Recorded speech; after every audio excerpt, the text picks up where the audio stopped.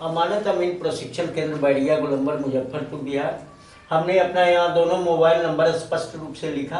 मेरे दोनों YouTube channel 1 Shashi Bhushan Kumar, channel 2 Amin course and और कॉम्पिटिटिव एग्जाम में एक बार पुनः आपका मैं क्रांतिकारी हार्दिक अभिनंदन करता हूँ। आज का वीडियो आपके लिए काफ़ी इम्पोर्टेंट होने वाला है और इम्पोर्टेंट इसलिए मैं बता रहा हूँ कि इसके पिछले वीडियो में हमने आपसे चर्चा करी थी कि वो चकबंदी से रिलेटेड बातों का जिक्र किया था। चकबंदी में ये बताया था कि कौन कौन से एक्ट के अकॉर्डिंग चकबंदी का कार्य किया जाता है। चकबंदी के कुछ अधिनियम हैं, उस अधिनियम के तहत ही चकबंदी कराई जाती है और ये सारे अधिनियम ब्रिटिश गवर्नमेंट के द्वारा दिए गए। उसमें अमेंडमेंट किया गया, स्वतंत्र भारत में अमेंडमेंट किया गया, लेकिन ब्रिटिश हुकूमत के समय ही ये सारे नियम रूल रेगुलेशन बने थे। जो रूल रेगुलेशन के तहत हमने पिछले वीडियो में चर्चा की, Bengal tenancy act, Chota Nagpur tenancy act, Bihar tenancy act और Santhal Pargana tenancy act. Bengal tenancy act की चर्चा कर रहे थे, उसमें हमने आपको बताया कि ये 1908 का है और छोटा नागपुर टेनेंसी एक्ट भी 1908 का है। बिहार टेनेंसी एक्ट 1885 का और संथाल परगना जो है ये 1872 का। इसी के अकॉर्डिंग चकबंदी का कार्य किया जाता है और उस चकबंदी के कार्य में इसी के तहत चकबंदी मैप भी तैयार किया जाता है, उसका नक्शा तैयार किया जाता है। आज मैं अधिकार अभिलेख की चर्चा करूंगा। इस अधिनियम के तहत चकबंदी के सेंस में, चकबंदी के सिलसिले में जो अधिकार अभिलेख तैयार किया जाता है, उस अधिकार अभिलेख के कुछ महत्वपूर्ण तथ्य या महत्वपूर्ण बातें, इन बातों का हम जिक्र इस वीडियो के माध्यम से करेंगे कि ये कौन कौन सी अधिकार अभिलेख का कौन कौन सा पॉइंट चकबंदी के अंतर्गत लिया जाता है और किन किन पॉइंट का जिक्र किया जाता है। आज उस कुछ खास विषय पर हम आपसे बात करेंगे। तो पहले टॉपिक लिख लें, फिर बात करें तो ज्यादा अच्छा होगा। तो आज का टॉपिक होगा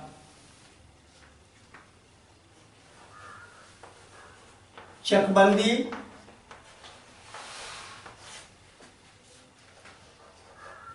में तैयार किए गए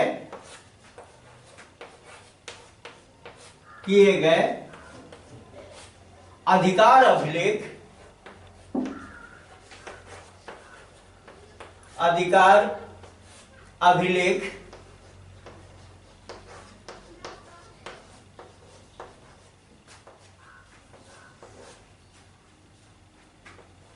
के कुछ महत्वपूर्ण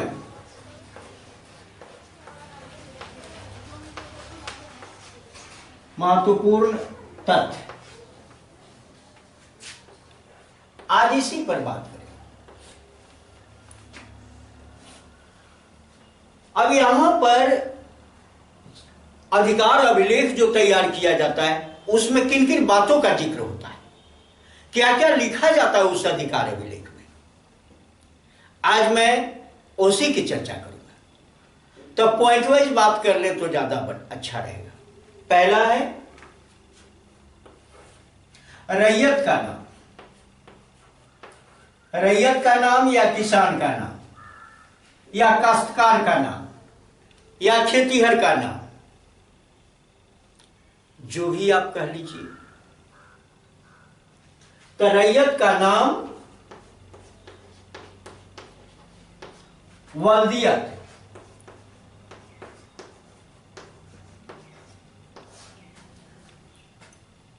वल्दियत, जाति व शकुनत।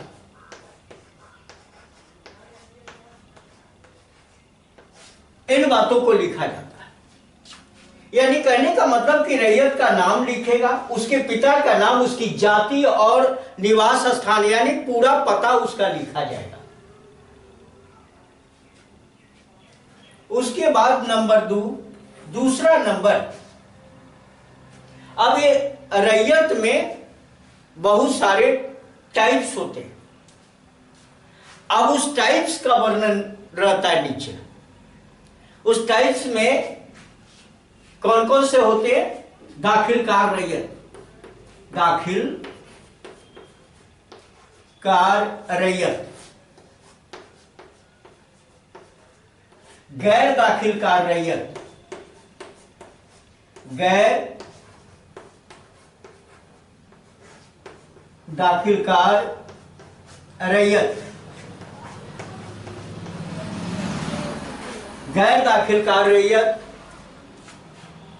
कायमी रैयत,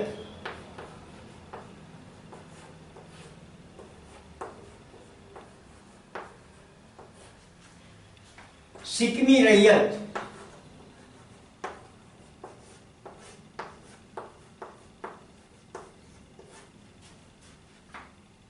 दर सिकमी रैयत।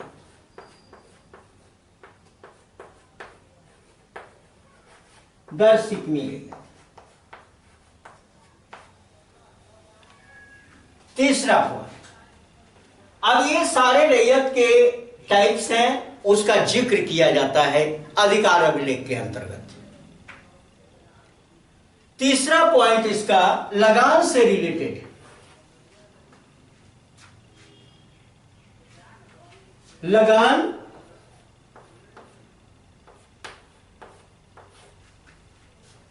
बढ़ने के कारण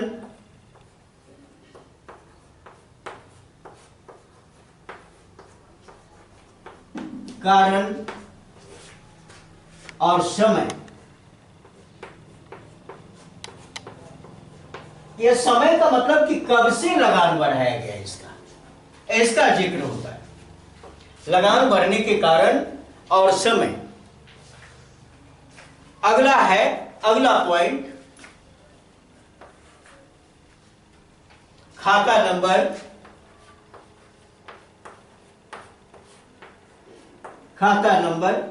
खेसरा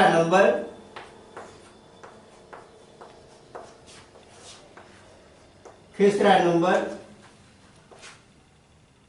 चौहद्दी, क्षेत्रफल,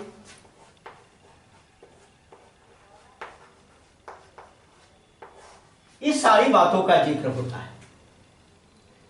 नेक्स्ट पॉइंट हम लिखते हैं, फिर इसको हम क्या करते हैं, बोर्ड को साफ करते हैं, फिर अगला पॉइंट देते हैं। पॉइंट आपके लिए काफी इंपॉर्टेंट है, एग्जाम के लिए, आपके ज्ञान के लिए, या आपके क्षेत्र में चकबंदी होगा तो उन चकबंदी से रिलेटेड सारी बातों का ज्ञान आपको रखना आवश्यक है। तो इन बातों का हम जिक्र कर रहे हैं। अब अगला पॉइंट, जो पांचवा पॉइंट,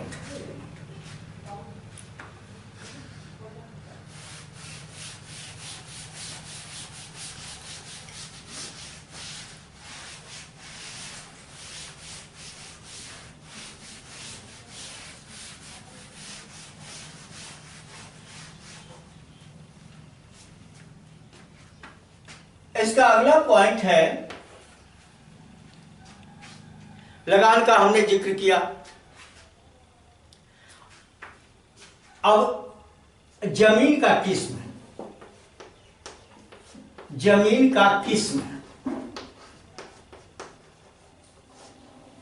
यानी टाइप्स ऑफ लैंड। अब जमीन का किस्म जो है, इसमें होगा भीठ 1,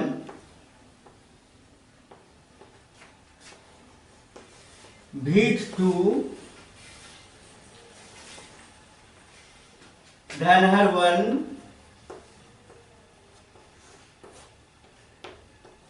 धनहर 2,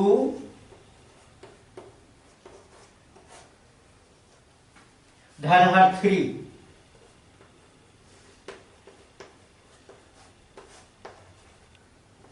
ये जो हमने टाइप्स का वर्णन किया, ये टाइप्स जो होते हैं, ये उपज के आधार पर ये सारे टाइप्स होते हैं और इसका जिक्र किया जाता है।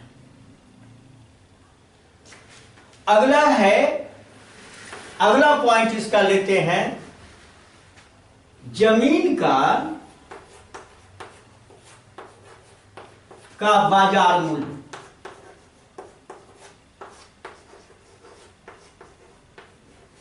अब जमीन का बाजार मूल्य, जमीन तो बहुत सारे अलग अलग हो गए, उसका बाजार मूल्य कितना, उसको भी नोट किया जाता है, कारण कि उसके अकॉर्डिंग ही काम कराया जाता है।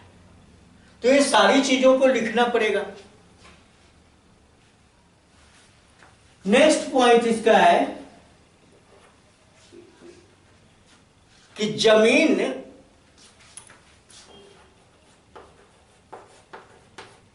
बेलगान है, बेलगान है तो उसका कारण, अब लगान है या बेलगान है, लगान का मतलब है कि वो जमीन जिस पर रेंट देना है, आपको गवर्नमेंट को रेंट देना है। बेलगान का मतलब कि इस जमीन पर लगान नहीं लगता। अब लगान नहीं लगता तो इसमें बहुत सारी बातें आती है।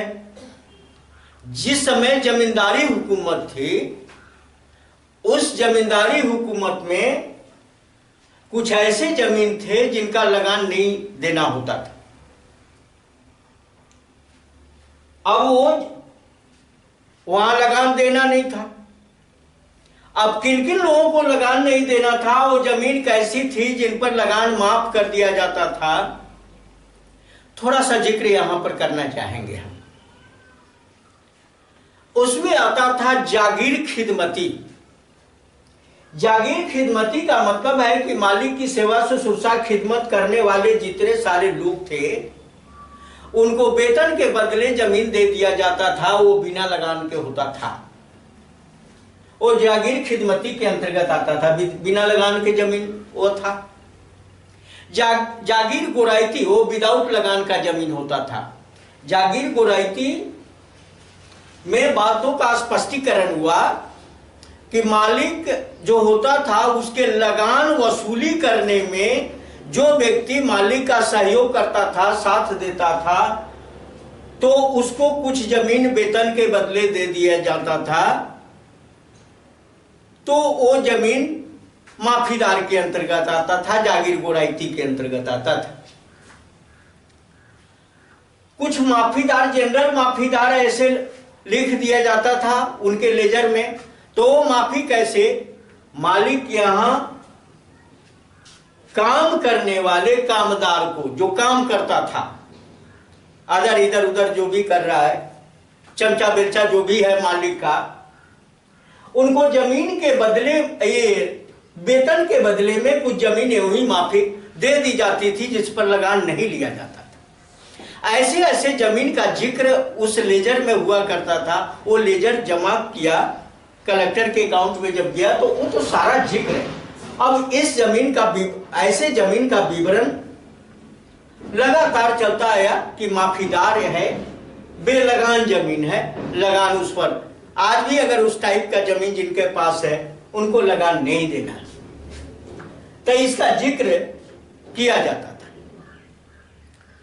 अब उसके बाद अगला पॉइंट इसका होता है कि जमीन में, जमीन की सिंचाई सुविधा, सिंचाई सुविधाओं का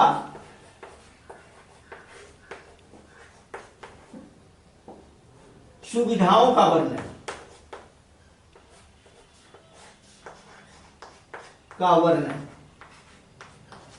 देखिए सिंचाई सुविधाओं का वर्णन में अब जहां तक सिंचाई की बात आती है उसमें कुआं है, तालाब है, पोखर है, नहर है या पंप सेट है, जो भी है, इन सारी बातों का जिक्र किया जाता है कि भाई सिंचाई के साधन कौन कौन से हैं और जमीन की सिंचाई कैसे होती है, इन बातों का जिक्र किया जाता है। और अगला इसका पॉइंट है, फिर मिटा देते हैं, फिर आगे लिखते हैं हम इसको, तो इसको नोट कर लें, आप नोट कर लीजिए और फिर हम अगला पॉइंट जो 9वां पॉइंट है इसको इसका जिक्र करते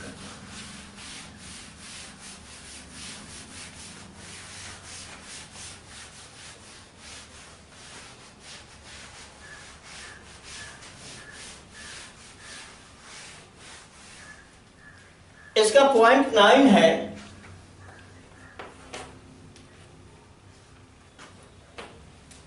जमीन में पेड़, जमीन पर पेड़, कुआं, पेड़ है, कुआं है या कोई विशेष चीज है या घर ही बना हुआ है, घर है तो उसका वर्णन, तो उसका वर्णन। नेक्स्ट इसका पॉइंट है कि अगर पुनः लगान बढ़ाना है, पुनः लगान बढ़ाना है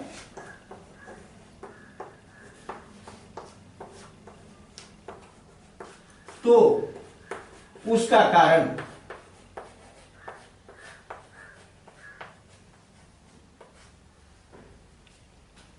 नेक्स्ट अगला पॉइंट है, एक भी पॉइंट छूटना नहीं चाहिए। जब जितने सारे जमीन है सबका, ये हमने बताया कि एक टाइप्स ऑफ लैंड बताया उपज के आधार पर और एक है कीमत के आधार पर। यहां लिखते कीमत के आधार पर, कीमत के आधार पर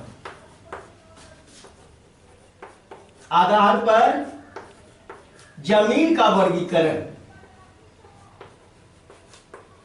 जमीन का वर्गीकरण।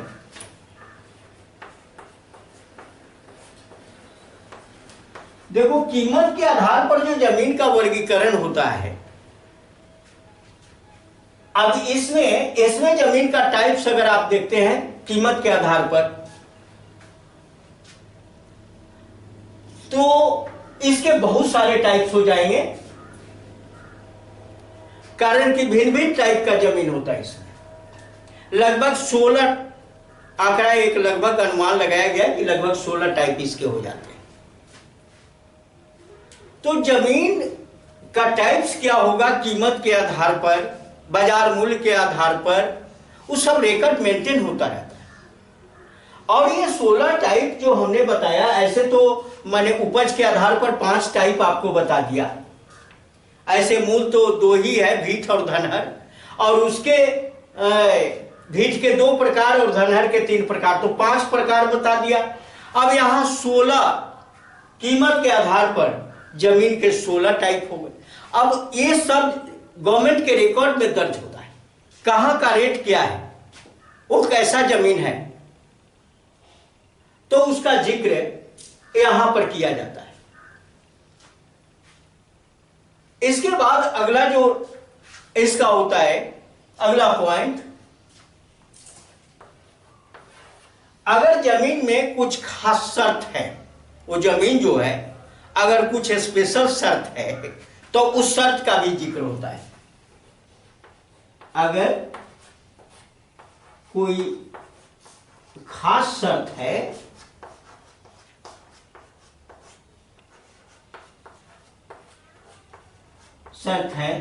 तो उसका वर्णन।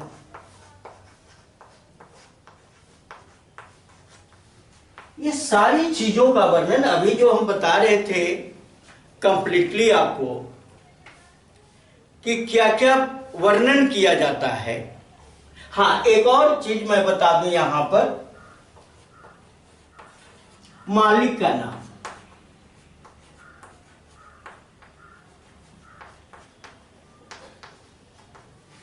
इतने सारे पॉइंट का जिक्र चकबंदी में किया जाता है जो ये सारे एक्ट के अंतर्गत आते हैं और अधिकार अभिलेख तैयार करने से सुगमता हो जाती है।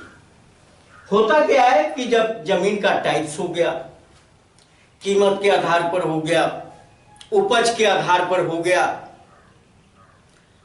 तो चकबंदी की बात अगर आती है तो चकबंदी सिर्फ खेती करने वाले जमीन की होती है, जहां पर खेती होती है। ऐसा नहीं कि घर की चकबंदी हो जाए, ऐसा नहीं कि कुआं, तालाब, बाग बगीचा की चकबंदी हो जाए, तो कि सिर्फ खेती करने वाले जमीन की चकबंदी होती है। और खेती करने वाले जमीन की जब चकबंदी होगी तो उसमें जनरली जो है केवल खेत से रिलेटेड बातें होगी, केवल सिंचाई से रिलेटेड बातें होगी। अब वहां पर हम घर घरारी, कुआं, तालाब, ये सब की छटनी कर देंगे। बाग बगीचा, कब्रिस्तान, ये मंदिर, मस्जिद, ये सब छट जाता है उसमें, इसकी चकबंदी नहीं होती। चकबंदी बिल्कुल ओपन जमीन की होती है जहां आप खेती करते हैं और उसी का बड़ा बड़ा चक बना दिया जाता है। आपके पास बाग बगीचा है तो उसकी चकबंदी नहीं होगी। पहले तो जमीन का पूरा कंप्लीटली विवरण तैयार होता है और विवरण के बाद चकबंदी कुछ खास खेतों का की जाती है, किसमें खेती के जोग वह खेत होते हैं उसी की चकबंदी होती है। इसमें भी हमने चर्चा करी कि दो बातें, प्रति कदीम है और प्रति जदीद है। वह भी चेक करना है कि प्रति कदीम होगा या प्रति जदीद होगा। तो ये दोनों को चकबंदी में नहीं, दोनों में प्रति कदीम है या जदीद है तो कदीम को तो नहीं लेगा, जदीद को लिया जा सकता है। और उसमें भी अब किसी कारणवश जल्दी आबाद हो गया है तो ये सारे टाइप्स होते हैं। तो चकबंदी के अंतर्गत ये सारे शर्त हैं कि इन शर्तों को ध्यान में रखते हुए चकबंदी का कार्यक्रम स्टार्ट किया जाता है और उसमें चुनाव किया जाता है कि कौन कौन से खेती करने वाले जमीन है। और एक बात हमेशा आप जरूर याद रखें कि चकबंदी 40 डिसमिल से कम जमीन है तो उसकी चकबंदी नहीं होगी। मान लिया कि भाई एक लेवल दिया गया है कि उस लेवल से कम का चक तो बनेगा नहीं। चक बनाने के लिए तो चाहिए ही साइज, तो 40 डिसमिल एक मिनिमम साइज रखा गया है, बड़ा से बड़ा, छोटा से छोटा। लेकिन एक बात ध्यान रखना है, चकबंदी में चक जो काटा जाता है खास करके ऊपरी आदेश होता है कि या तो आयताकार चक काटिए या वर्गाकार काटिए। विकट कंडीशन में, विकट स्थिति में विषमबाहु चतुर्भुजाकार खेत काटा जाता है, नहीं तो आयताकार और वर्गाकार ही खेत ज्यादा इंपॉर्टेंट चकबंदी सिलसिले में होता है। तो बहुत सारी बातों का, बहुत सारे पॉइंट का जिक्र किया। पॉइंट देखिए, पॉइंट तो अनगिनत होते, बहुत सारी बातें होती है, लेकिन कुछ महत्वपूर्ण बात का जिक्र मैं यहां कर देता हूं। बातें तो बहुत है, वीडियो लंबा हो जाता है तो आप लोग अफसोस करने लगते हो कि वीडियो लंबा है। कई बार कमेंट भी किया गया, फिर भी हमसे लंबा हो जाता है तो क्या करें। लेकिन अब हम टाइम को शॉर्ट कर रहे हैं कि धीरे धीरे 5 मिनट 7 मिनट का ही वीडियो आपके पास जाए तो आप ज़्यादा शायद खुश रहोगे, जैसा कि मैं अनुभव कर रहा हूँ। इसलिए ज़्यादा देर न करते हुए, इसमें भी देर हो गया, ये भी लंबा वीडियो आपका हो गया, इस पर भी कमेंट यही आएगा कि आपने लंबा क्यों बना दिया। तो खैर कोई बात नहीं, अब हम कोशिश करेंगे कि अगर ज़्यादा पॉइंट होगा तो उसी में 2 वीडियो करेंगे। दूसरा तो विकल्प हमको दिख नहीं रहा है, बोलने की आदत है।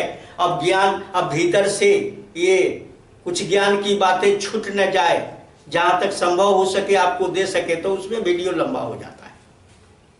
तो चलिए, अगर ये वीडियो आपके लिए लाभप्रद है, उपयोगी है, ज्ञानवर्धक है, आपके ज्ञान में 4 चांद लगाता हो, आपको ऊंचाई तक ले जाता हो, तो इस वीडियो को लाइक करें, अपने मित्रों के साथ शेयर करें। अगर हमारे चैनल पर आप नए हो तो इस चैनल को बारी बारी से, जो अमानत कोर्स के लिए, अमीन कोर्स के लिए या सर्वेयर कोर्स के लिए, ये दोनों फेमस चैनल है।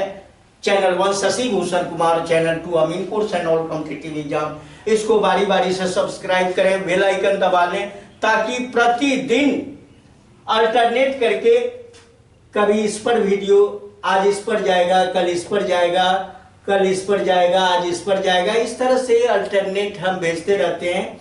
और यहाँ पर अगर इस चैनल को खोलोगे तो 130 वीडियो इस पर हो चुका है और 106 वीडियो इस पर हो चुका है। ये दो, अगर इतना देखते हो तो फिर आप में एक विशेष पावर हो जाए। और इससे भी अगर बेहतरीन आपको नॉलेज लेना है, ज्ञान हासिल करना है, तो मेरा ऑफलाइन ट्रेनिंग सेंटर अमानत अमीन प्रशिक्षण केंद्र बैरिया गोलंबर मुजफ्फरपुर बिहार आपका स्वागत करता है। बहुत बहुत धन्यवाद। जय हिंद, जय भारत।